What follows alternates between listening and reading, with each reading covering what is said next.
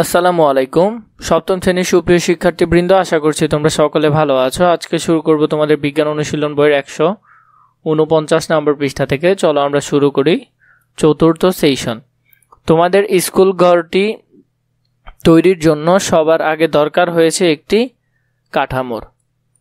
পাকা ঘর হলে লোহা বা ইস্পাতের শক্ত রড দিয়ে এই কাঠামো তৈরি করে হয়েছে, আর কাঁচা বা আধ পাকা ঘর হলে এখন বাঁশ, কাঠ কিংবা লোহার খুঁটি দিয়ে তৈরি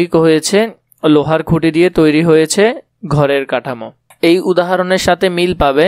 আমাদের শরীরের স্কুল ঘরের মতো আমাদের শরীরেও একটা কাঠামো আছে, মানব শরীরের কাঠামো আছে।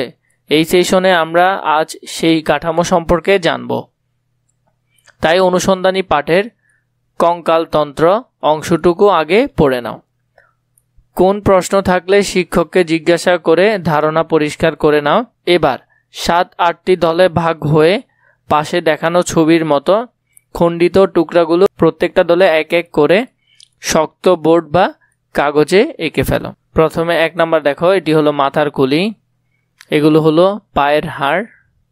এভাবে করে তোমরা সিরিয়াল করে ফেলতে পারো এবং কাঠের বোর্ডে তোমরা এঁকে ফেলতে পারো।